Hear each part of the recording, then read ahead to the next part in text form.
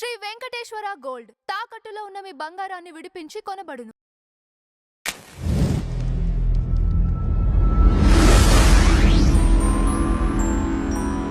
Ma'am, ఆధ్యాత్మిక సాధన ప్రారంభించినప్పుడు గురువు అవసరమా? ఎందుకంటే గురువు పేరుతో చెప్తూ ఎన్నో దుర్మార్గాలు చేస్తున్నారు కదా. అసలు ఆధ్యాత్మిక ప్రయాణంలో గురువు పాత్ర ఏంటి? ఇది చాలా మంచి అంటే క్వశ్చన్. అలాగే వాస్ట్ సబ్జెక్ట్ ఇది. ఇప్పుడు మనకి తిరుప్పావై అని 30 రోజుల పాసురాలు మన లక్ష్మీదేవి గోదాదేవిలాగా జన్మించి ఆవిడ కూడా సీతాదేవిలాగా భూమిలో పుట్టిందనమాట. భూమిలో పుట్టడానికి యోనిలోంచి జన్మ తీసుకోవడానికి చాలా వ్యత్యాసం ఉంటుంది.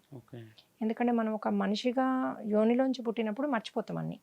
అదే భూమిలోంచి పుడితే అన్ని గుర్తుంటాయి. ఆవిడ దైవం అని తెలుసు ఆవిడకి, దైవత్వం అని. అందుకని చాలామంది ఇప్పుడు అంటే దైవము ఇట్లా రావడానికి ఇష్టపడతారు. ఇప్పుడు రాముడేమో జన్మించాడు. మరి రాముడు జన్మిస్తే రాముడికి కంటిన్యూస్గా గుర్తు చేసే వాళ్ళు ఒకరు ఉండాలి కదా. అందుకని సీత అయోనిజగా వస్తుంది, అంటే భూమిలోంచి వస్తుంది అనమాట. సో ఈ గోదాదేవి భూమిలోంచి వచ్చి మనకి సింపుల్గా, ఇప్పుడు నేను ఎట్లా అన్ని సింపుల్గా చెప్పేస్తున్నా, ఇవన్నీ 90% అందులోంచి, గోదా యొక్క 30 పాసురాల్లోంచి. గోదాదేవి చాలా సింపుల్గా మన జీవితాన్ని దైవత్వంతో ఎట్లా జీవించాలో చెప్పింది. చాలా సింపుల్గా మోక్షం ఎట్లా రావాలో చెప్తుంది. ఆమె ప్రామిస్ చేస్తుంది, మీరు ఫాలో అయిన వాళ్ళకి నేను మోక్షం ఇస్తా అంటుంది, నేను కృష్ణుని ఇస్తా అంటుంది. చాలా సింపుల్గా చెప్పింది ఆవిడ. సో నేను ఎవ్రీ టైము ఈ 30 రోజుల పాసురాలు జ్ఞానాన్ని ఈజీగా చెప్తాను అనమాట. అంటే ఆమె ఏం చెప్పింది ఈచ్ పాసురంలో, అవి మనం ఏం పాటించాలి. ఇప్పుడు మొత్తం అందులో గీత ఉంటుంది, రామాయణం మహాభారతం అన్నీ కలిపేసి చెప్పేసింది ఆవిడ ఇట్లా సింపుల్గా. అందులో మనకి ఇప్పుడు మీరు అడిగిన క్వశ్చన్కి ఆవిడ ఏం చెప్పిందంటే, గురువు లేని జీవితము మనకి ఏమంటారు, రోడ్ మ్యాప్ లేని జీవితం అనమాట. అంటే మనకి ఇప్పుడు GPS లేకుండా పోవడం, GPS లేకుండా మీరు కరీంనగర్కి వెళ్ళమంటే ఎంత కష్టం అవుతుంది. మళ్ళీ రూట్ మ్యాపులు ఉంటాయి, అదే గురువే కదా. అది అవేవి లేకుండా, అంటే ఒక అడవిలో చిక్కుకపోయినట్టు అనమాట మన జీవితం అని చెప్తుంది ఆవిడ. గురువు ఉంటేనే నిన్ను ఒక వేలు పట్టుకొని నడిపిస్తాడు, ఆ అడవిలోంచి బయటికి ఎలా రావాలి. అది ఒక సింపుల్ షార్ట్కట్లో మీకు GPS లాగా. మీకు GPSలో షార్ట్కట్ కావాలా, లాంగ్ రావాలా, పెద్ద రోడ్లు కావాలా, చిన్న రోడ్లు కావాలా అడుగుతుంది కదా. మీ గురువు ఏది అడగకుండా మిమ్మల్ని షార్ట్కట్లో ఈజియెస్ట్ ప్రయాణం ఉండేది, సేఫెస్ట్ ప్రయాణంలోంచి మిమ్మల్ని తీసుకెళ్తాడు ఎక్కడికి, మీరు వెళ్ళాల్సిన గమ్యానికి.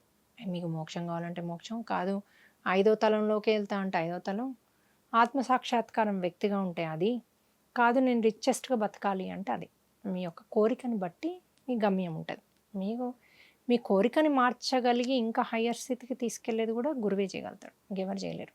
దైవాన్ని చాలా సింపుల్గా అమ్మ అన్నం తినిపించినంత ఈజీగా తినిపించి ఆయనే నమిలి ఆయనే మింగి మీకు అరిగేలా చేసేది గురువు.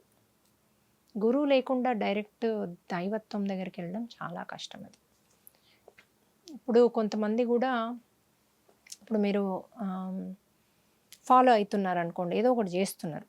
ఇప్పుడు మీరు వేరే వాళ్ళు వచ్చి మిమ్మల్ని ఇది అది చేస్తున్నారు అంటే కూడా మీకు మీ యొక్క గమ్యం ఏంటి, నేను ఎక్కడికి వెళ్ళాలి, ఏం చేయాలి, ఏం నేర్చుకుంటున్నా, ఎంతవరకు మారాను, ఈ వేస్ట్ అవుతుందా టైం, ఇవన్నీ కూడా మీరు చూసుకోవాలి. మీలో మార్పు ఉండదు అనుకోండి. ఇప్పుడు 10 ఏళ్ళు చేశారు ఏదో ఒకటి పద్ధతి, రైట్, దాంతో ఏం డిఫరెన్స్ లేదు మీకు. ఇప్పుడు కర్మలు అట్లాగే ఉన్నాయి, బాధ అట్లాగే ఉంది, ఇది అట్లాగే ఉంది, ఇల్లు అట్లాగే ఉంది, అన్ని అట్లాగే ఉందంటే దట్ మీన్స్ దట్స్ నాట్, అంటే అందులో దమ్ము లేదని అండు, అది మీకు ఆ చాయిస్ లేదు, మీకు అది కరెక్ట్ కాదు, ఇంకా ఫర్దర్ వెళ్ళాలి మీరు అని అర్థం. అక్కడ మీ సోల్ చెప్తుంది కంటిన్యూస్గా, నువ్వు ఇంకా ఫర్దర్ వెళ్ళాను. సో ఇంకొకటి ట్రై చేసి చూడాలి, అక్కడ కాకపోతే మళ్ళీ బ్యాక్ రండి, ఉంది పెద్ద ఇష్యూ కాదు కదా.